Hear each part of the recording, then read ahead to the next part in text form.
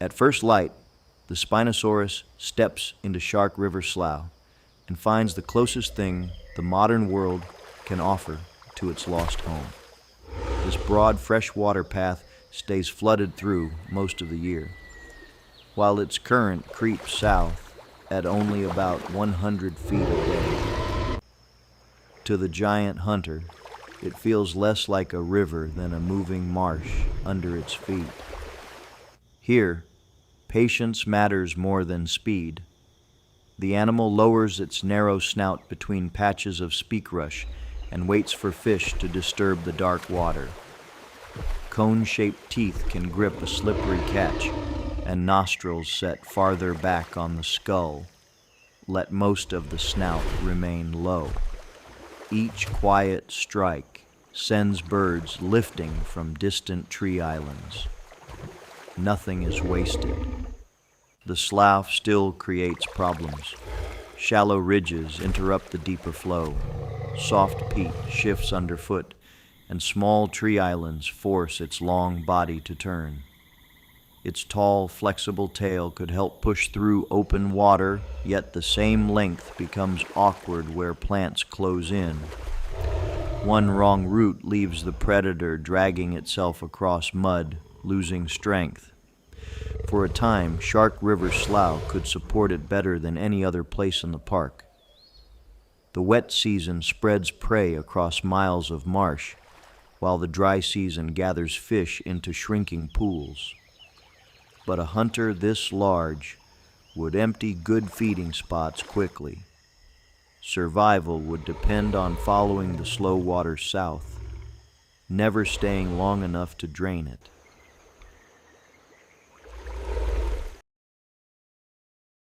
Spinosaurus in Long Pine Key, Everglades. Long Pine Key changes the experiment at once. Instead of deep water, the Spinosaurus enters an open forest of South Florida/pines, saw palmettos, wildflowers, and pale limestone. The ground stands slightly higher than the marsh around it. For an animal shaped around rivers, the dry rockland feels like an island cut off from every useful shore. Its weight presses onto hard, uneven stone, while palmetto fans scrape its legs and belly. The reduced hind limbs that helped give Spinosaurus its unusual shape now make long travel more tiring. There are no schools of fish to follow, and the open canopy offers little relief from the sun.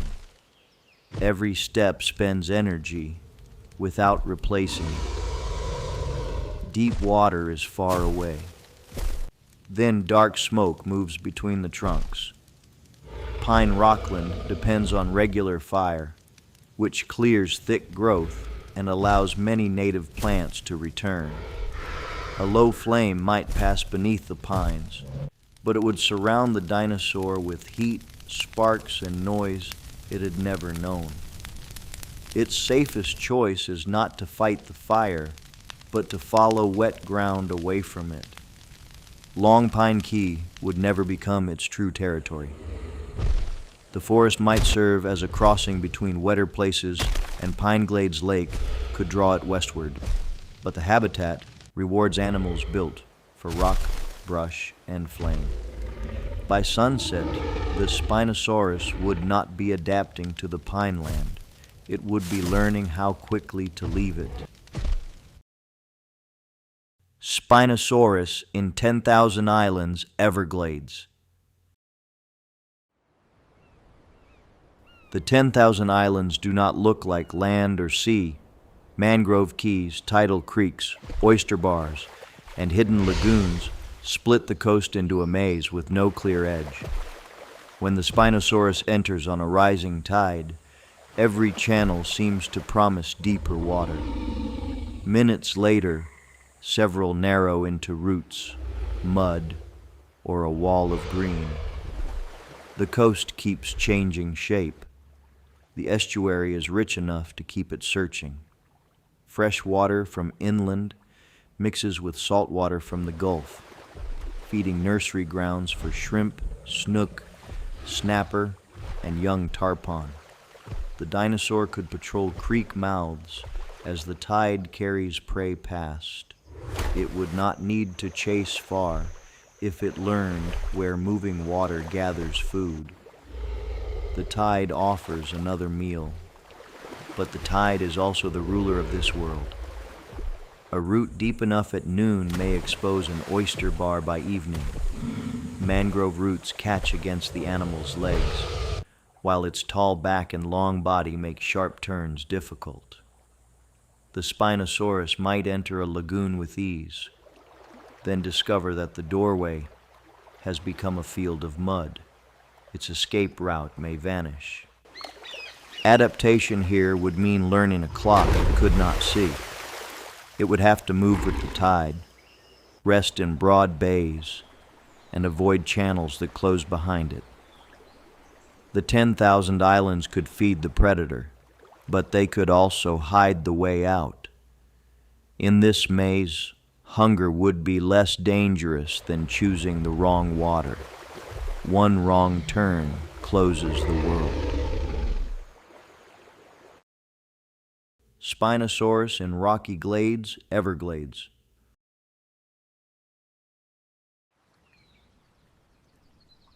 The rocky glades greet the Spinosaurus with water that seems safe until it takes the first step.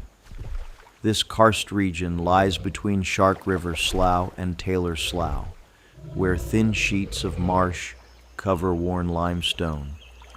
Beneath the surface are cracks, sharp ridges, and solution holes formed when acidic water slowly dissolved the rock. The danger waits below. A shallow pool may hold trapped fish after the wet season, offering an easy meal, yet reaching it is dangerous. A foot can slide from smooth stone into a hidden pit, and the dinosaur's great mass gives it little chance to correct the mistake. What looked like open prairie becomes a floor full of natural traps. The ground punishes weight without warning. The landscape also dries faster than a true slough. Water spreads thinly after rain, then retreats from the highest rock.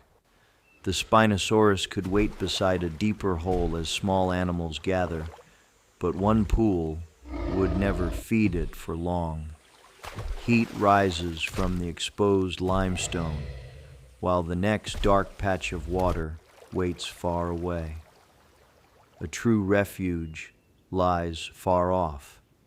It could cross the rocky glades, but only by moving slowly and reading the ground. The giant would test each step, follow low channels, and use scattered pools as brief stops between larger wetlands. This place would not reward power or swimming. It would reward caution, turning a famous predator into a careful traveler. Only patience carries it through.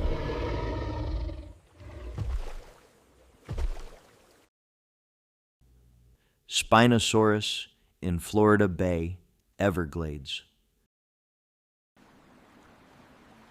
Florida Bay opens before the Spinosaurus like a calm sea, but the smooth surface hides a broken landscape. The bay is a shallow lagoon divided into basins by broad banks of mud and seagrass. Wind, tides, heat, and fresh water flowing from the Everglades keep changing its depth and saltiness from one place to another. The bay hides its borders under water. In deeper basins, the dinosaur's tall tail could provide useful thrust, letting it cross open water more effectively than an ordinary land theropod. Even so, scientists still debate whether Spinosaurus chased prey underwater or hunted mainly by wading and striking near the surface. Florida Bay would force that question into the open. The debate follows it. Food moves below it, fish over the grass, rays along the bottom, and small sharks passing through channels. Yet the banks create a trap. Water deep enough to carry the giant can, suddenly become a warm sheet over soft seagrass. Its feet sink, its body slows, and the nearest basin may lie hundreds of difficult steps away. The shallow bank holds it fast. The bay might give Spinosaurus room to feed, but not the steady freshwater river system it once knew. Salt, changing currents, and long distances from firm ground would test it every day. It could master the edges and sheltered basins, yet the open bay would remain risky. Here, adapting would mean knowing when to turn back. The water keeps the advantage.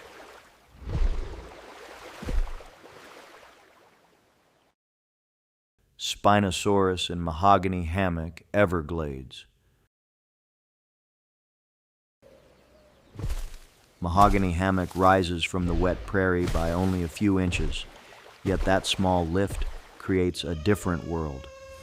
The Spinosaurus enters beneath a roof of mahogany, gumbo limbo, cocoplum, and tangled air plants. Shade replaces open sky, dry leaf litter covers the ground, and trunks stand where a broad waterway should be. The shift is sudden and complete.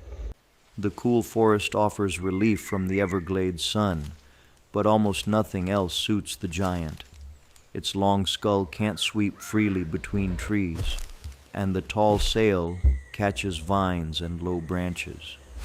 Each turn forces its hips against roots or bark. A body useful in open rivers becomes clumsy inside a living maze. Each careful step shakes the canopy overhead.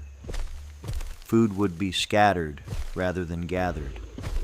Small pools might hold frogs or fish after rain, but no catch could repay the effort of pushing deeper.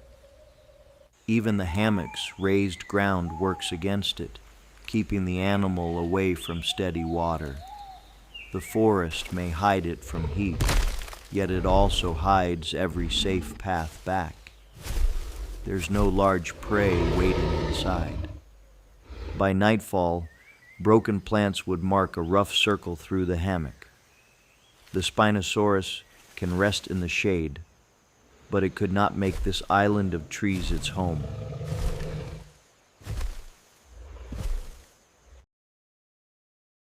Spinosaurus in snake bite, Everglades. Snake bite looks open from a distance, a wide bend inside Florida Bay where sky and water seem to meet. The Spinosaurus walks out expecting room to swim, but the bay floor rises beneath a thin sheet of water. Seagrass spreads across soft flats, and the tide decides which parts are covered from hour to hour. The horizon offers no clue which way is safe. Fish gather along channels cut through the grass, giving the hunter a clear target. It could stand beside one of these narrow lanes and strike as mullet or other fish move with the tide. The method suits its long jaws far better than chasing prey across the flat. Here stillness becomes more useful than pursuit. It lets the moving tide bring fish close. The trouble begins when the water retreats. Mud grips the feet. Exposed grass bends beneath the dinosaur's weight, and every step tears the bottom that shelters young marine life. A channel only a short distance away may be deep enough for movement, yet reaching it may demand exhausting work across ground that will not hold firm. Now the flat is a trap. Snakebite could feed the Spinosaurus if it learned to wait beside deeper cuts and leave before low tide. It wouldn't rule the whole bay. It would depend on a few watery roads through the flats. The giant's success would come from reading the tide, because in this place, the smallest change in depth controls the largest animal. The tide becomes its map.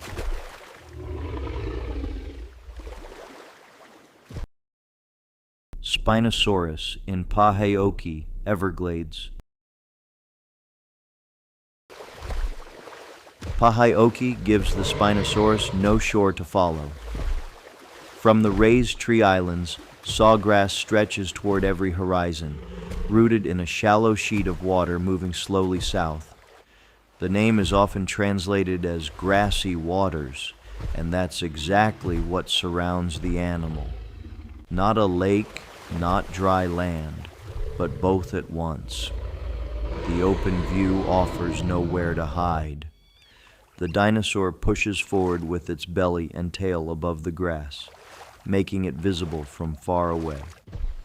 Sawgrass has sharp-edged leaves that can scrape skin, while dense stems hide holes and changes in depth. There's no broad channel for an easy turn. Progress comes as a straight, tiring line through plants that close behind it. Every step must be forced. Prey is present, but spread thinly across the prairie. Wading birds rise before it gets close, and tiny fish slip through water too shallow for a full strike. The Spinosaurus might search near a cypress strand or tree island where slightly deeper pockets remain, yet it would spend more energy reaching them than hunting within them. The prey stays small. Pahaoki would test endurance rather than swimming skill. During the wet season, the animal could cross the prairie by following deeper bands of flow. In the dry season, the same route could become a hot field of mud and grass. The river of grass would not stop it with force. It would wear the predator down one step at a time. It cannot hurry at all. Spinosaurus in Cape Sable, Everglades.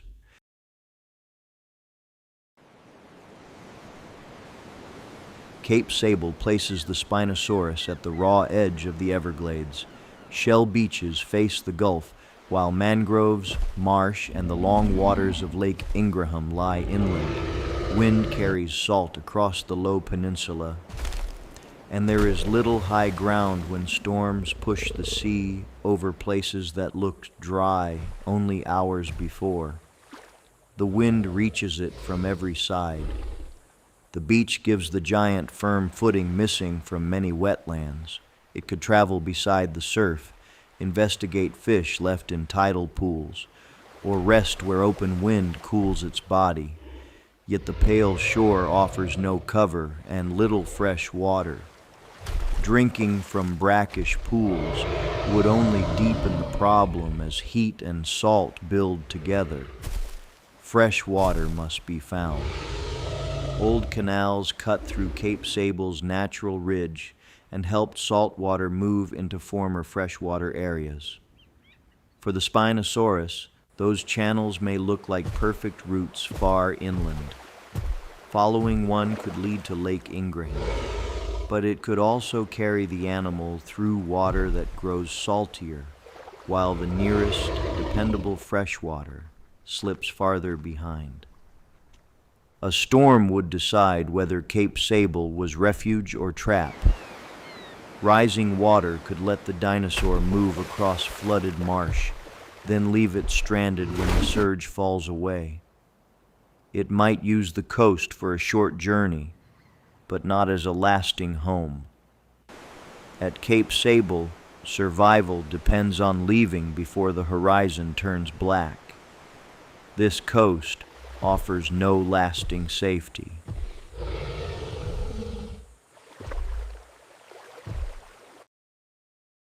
Spinosaurus in 9 Mile Pond, Everglades. 9 Mile Pond is where two versions of the Everglades meet. Shallow, grassy marsh opens between scattered mangrove islands, forming ponds, narrow passages, and twisting routes that change with water level. The Spinosaurus enters a place that seems made for it, only to discover that every useful pool is separated by a difficult crossing. no path stays open. In the open ponds, fish provide a reason to stay.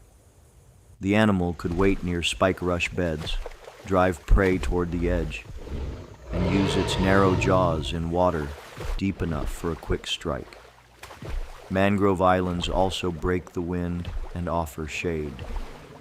For a while, the landscape supplies food, cover, and calmer water together.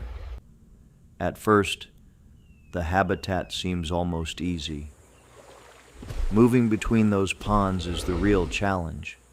Some connections are little more than shallow trails through grass. Near the end of the dry season, parts can become nearly impassable even for canoes. A dinosaur many tons heavier would press into marl and vegetation, turning a short passage into a slow struggle between feeding areas. Its weight sinks. 9 Mile Pond might become a temporary circuit rather than a permanent territory.